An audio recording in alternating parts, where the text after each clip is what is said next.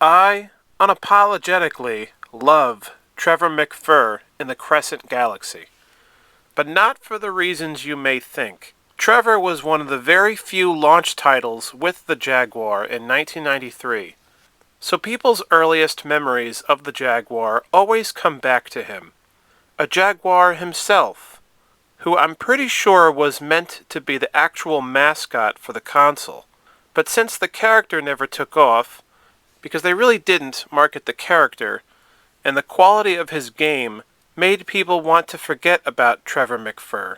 Tons of gamers talk about how disappointing the launch of the Atari Jaguar was to them in 1993, and I honestly have to disagree.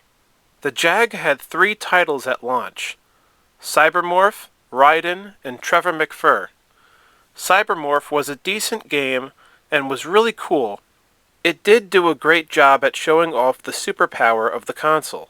Sure, there were things that were disappointing about it, but it was still a very decent game. Raiden was a great game, and shows how awesome the Jaguar can look by bringing arcade-perfect graphics in the home.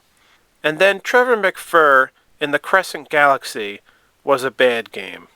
But to quote Meatloaf, 2 out of 3 ain't bad. Other consoles launched with that same amount of games, like 2 or 3 titles. Like Super Nintendo only came out with Mario World and Pilot Wings at launch, and N64 launched with only Pilot Wings 64 and Mario 64. But people don't think those launches were failures, so why is the Jaguar's launch viewed as a failure? Most gamers just really fucking hate the Atari Jaguar, and are extra harsh on reviewing the console because it dared to claim that it was cooler than the consoles the generations of the past actually owned at the time, like Genesis and Super Nintendo. It's important to remember these things when talking about the legacy of Trevor McFur in the Crescent Galaxy. Of the 3 launch games, it easily needed the most work before it was released. I'm stunned that they didn't fix or improve certain aspects of the game. They must have really been ultra crunched for time. To me, personally, the extremely frustrating aspect of Trevor McFur is that it's an extremely cool game, but despite this, it still fails in the gameplay department. Now, I love Star Fox. I've been a Star Fox fan for a long time, but I don't think that Star Fox is cooler than Trevor McFur. I think Trevor has always been as cool as Star Fox. The character of Trevor McFur is great, and it would be so awesome if he appeared as a pilot in a Star Fox game. But the problem was always his game, not the concept, because the concept worked for Star Fox, so it could have worked for Trevor. It also doesn't help that his game doesn't have 3-dimensional polygon graphics, like the original Star Fox, because the Atari Jaguar was marketed as a 64-bit powerhouse. But anyway, the problem with the game is that it does almost everything right. The game only has 2 bad things: terrible gameplay and terrible music. The title screen is a terrible tune, and it's the only music in the damn game. The rest of the game has absolutely no music, which is beyond horrible. But the rest of the game is great! And I'm not kidding. The game has great-looking levels. It has great power-ups, excellent bosses, a really good story, and pretty great characters. Once you get over the monumental disappointment that the game is not a full 3D adventure, the graphics that are left in the game are actually very pretty looking, very cool and detailed looking, with great colors. It's one of the most unique looking video games I've ever played, and I'm not being sarcastic. The game does have some impressive looking graphics for late 1993 in gaming. So my point is that there are tons of other aspects that make a game great than just the gameplay. It's something that 99% of video game reviewers endlessly and constantly forget about. Trevor McFur is the golden, perfect example of how to properly give a game its due from the game's other aspects than the gameplay. But I will agree that the gameplay being awful makes people not want to care to see its other good aspects. Trevor McFur gets an A+ for presentation. This would be the worlds, the enemies, the characters, story, colors, stuff like that. And even that title of the game gets a 10 out of 10 from me. It's a badass game title. You guys gotta admit that. So, I'll give the gameplay and music / lack of music in the game a D- rating. Now, one super important thing to note about this game is its cheat codes. If you use any of them, you can actually have a pretty fun time with Trevor McFur. Despite how much people revile the Atari Jaguar controller, the keypad buttons actually help you out in most games, and the keypad is excellent for including special codes in the games, and help you have a better time with the Jaguar games. I definitely don't think that Atari marketed the keypad on their controllers at all. In all the advertisements, magazine ads, commercials, etc., they never talked about the cool and unique aspects that the keypad actually has for the Jaguar. Using codes for Trevor McFur, you can actually give yourself bullet power-ups, bomb power-ups, using your special weapon attacks without collecting anything. You can even skip levels if you don't like them. And you can also decrease the speed of the level to easily kill enemies in your path. There is also a code that you can use which sends an extra pilot to help you in your journey through the Crescent Galaxy. Your friends that come in and help you are the Bobcat and the Panther, and I think their ships look way cooler than yours does. But the point is, the fact that they put codes into the game to allow you to have way more fun actually should count when reviewing the game. This is something that the programmers at least put into the game itself. And if you didn't like the normal way to play it, and that would turn out to be everybody, my complaint is that these codes and extra stuff just should have been how to play the game in general. We shouldn't have even had to put these codes in the game. The game should have had all these special options while playing it normally. Playing Trevor McFur should have been like you pressing every button on the controller during the gameplay, like a mad scientist, and blasting everything away, like a badass. All 17 buttons should have been a different attack. That would have been really something special, and would have made the game great, and would have made it stand out as the most generous shooter game with its weapons. What is odd is that you have to use 2 controllers in order to use the special codes. As if one controller can't handle it all. The fucking Jag controller has 17 buttons. Like that's not enough? But I think they were thinking that it would be like a second player is helping you out with the codes while they watch you play. So if you are one person playing the game, just plug in the second Jag controller and put both controllers on your lap, and basically use them both while you play. That's what I did, and I was able to do it. It was actually kind of a thrill. I was surprised that I was actually enjoying playing Trevor McFur.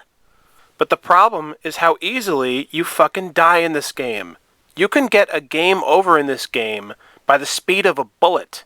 I've never felt more anger at dying in any video game than Trevor McFur. It's a special kind of boiling rage that I feel. You just die so fucking quickly, and it immediately makes you feel like a loser.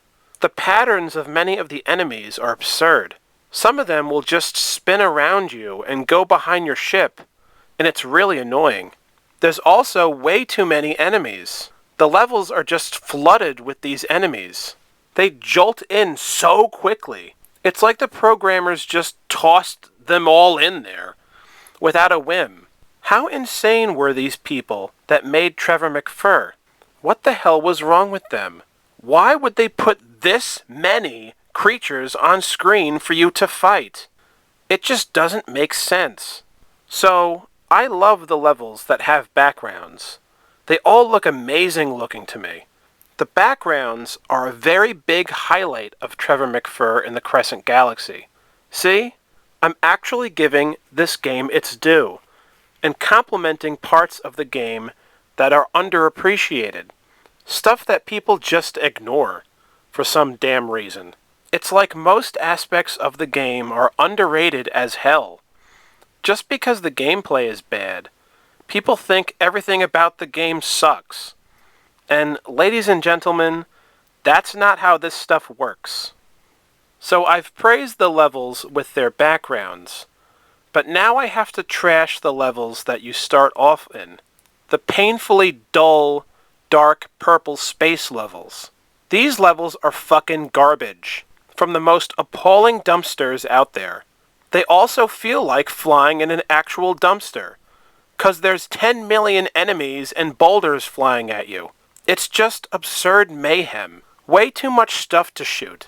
And it sucks jaguar shit that you have no choice but to play these levels first, before you can get to the next stage, which has all those amazing looking backgrounds. If I was designing this game, I would have just completely removed these sections from the game.